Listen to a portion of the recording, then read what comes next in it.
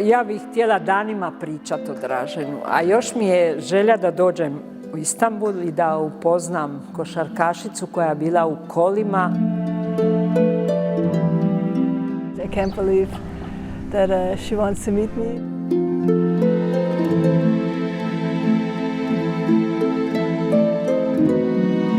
Dražen Petrović.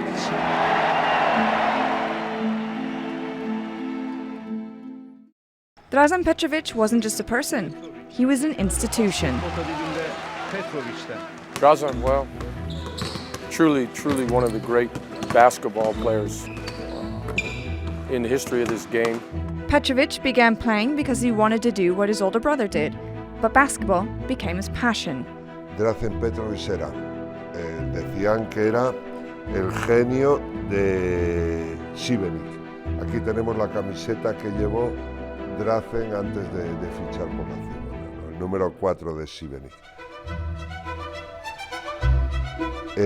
Pues el genio de Šibenik era genio en dos acepciones castellanas, ¿no? Uno es genio porque era genial y otro es genio porque tenía un carácter que tenías que verlo, ¿no? Sobre todo en el campo, ¿no? Ese genio, ¿no?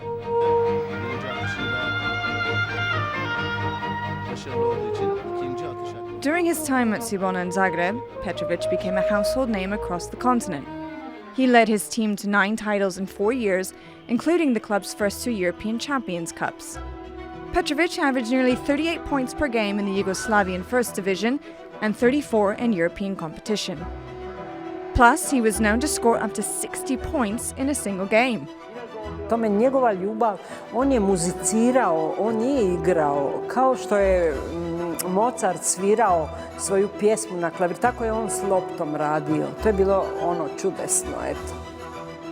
Then in 1988, the best team on the continent came calling. Then 7-time European champions Real Madrid. He signed for a hefty sum at the time, $4 million for 4 seasons. The move sparked controversy, as Yugoslav sporting laws did not allow players to move abroad until the age of 28. He was only 23. But his first season in Madrid was also his last. In 1989, Petrović left Spain to become only the 3rd player from Yugoslavia to make the jump to the NBA. Zapravo svi su stajali iza njega da se vidi može li najbolji igrač iz Europe ravnopravno igrati. Mislim da je on, ne mislim, nego to je sigurno otvorio put svima. Vidite koliko sad Evropljana ima. On je kao Kristofor Kolumb otkrio Ameriku, tako je on povezao 2 svijeta, NBA i Europu. At first, he tried to blaze a trail with Portland, but it wasn't the right fit. Halfway through his 2nd season, he moved to the New Jersey Nets. There, he achieved stardom. He became one of the best 3-point shooters in the league and the Nets' leading scorer. He even earned a place on the All-NBA 3rd team. He also led the Croatian national team to the gold medal game at the 1992 Olympics against the USA's Dream Team. Petrović outscored all of the Americans, including Michael Jordan. His rise to the top was seemingly unstoppable, but a car ride to Munich would change everything. When the accident happened, how did you find out? What was the moment like? How did the family react? Pa to godinu dana ste u šoku da uopće ne znate šta vam se desilo, a kasnije krenete raditi da bi se za Dražena, da bi se izborili za svoj život. U stvari krenete u rad za njega, da to ostane za generacije koje dolaze. Todo el mundo se acuerda de Petrović. O sea, dicen que una persona vive mientras se la recuerde. Él sigue viviendo porque se la recuerda muy mucho, pero era por eso, por toda la impronta que ha dejado. His girlfriend, Clara, was behind the wheel. He had just finished a game with the Croatian national team. Instead of flying home with his teammates, he chose to spend time with her. What many don't realize is that they weren't alone in the car. There was a 3rd person, a Turkish-German friend in the back seat. Ja bih htjela danima pričati o Draženu, a još mi je želja da dođem u Istanbul i da upoznam košarkašicu koja je bila u kolima kad je Dražen nastradao. To mi je želja i to bih ja do sad bila napravila jer ja pratim vašu košarku, zapravo cijelu košarku i u NBA i svugdje i to mi je želja da mi kaže koje su riječi bile zadnje od Dražena. To mi je želja.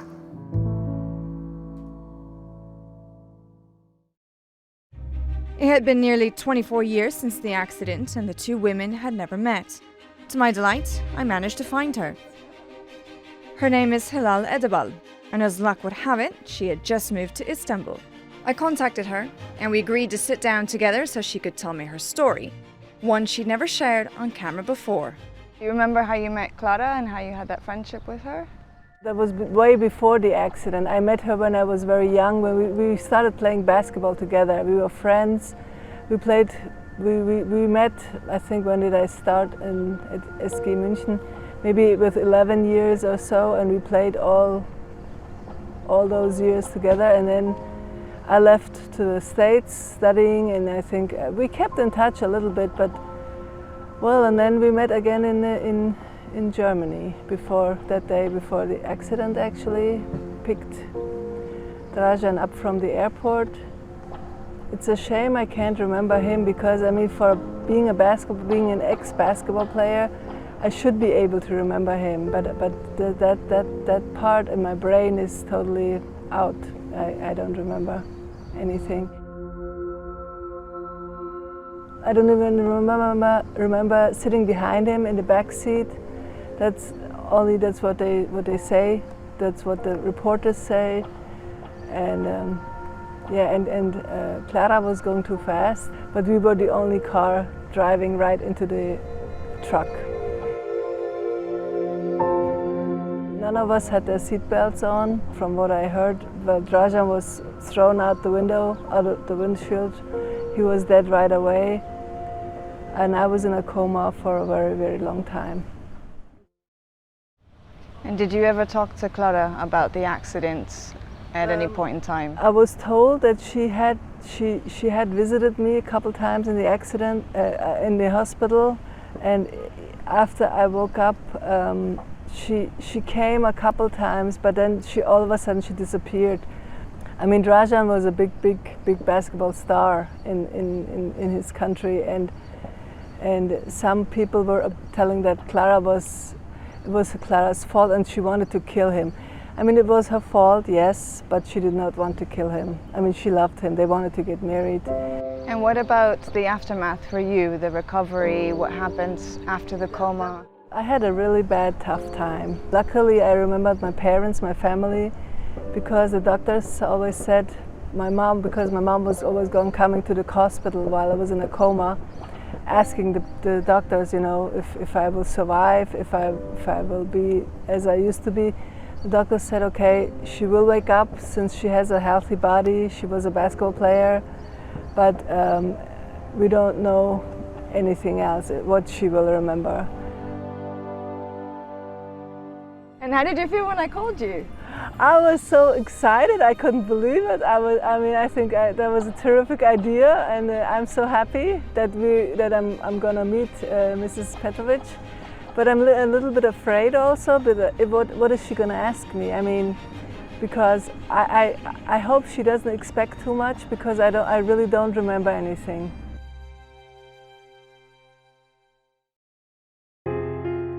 A few weeks later, I invited Biserka and her grandson to Istanbul. Hello!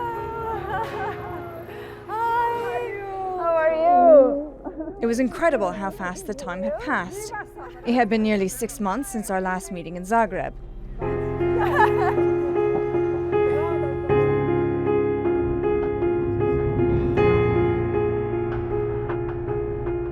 Now, how are you feeling? Kako se sjećaš? Jako dobro, kad sam stigla. And now, we were just moments away from witnessing something truly special.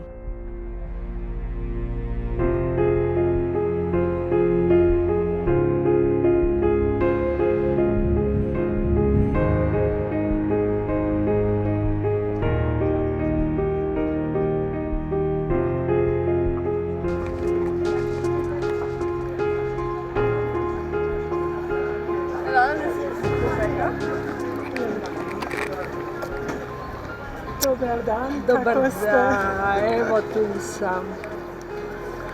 That's all I know. Kako si ti?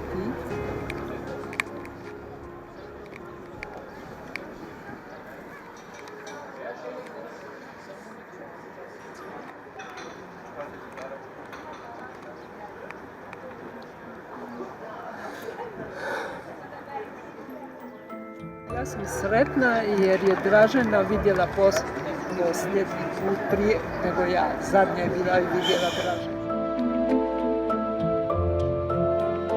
Ja sam željela je upoznati, igrala je košarku i moja želja, ali pošto je suprug bolestan, evo sad sam došla.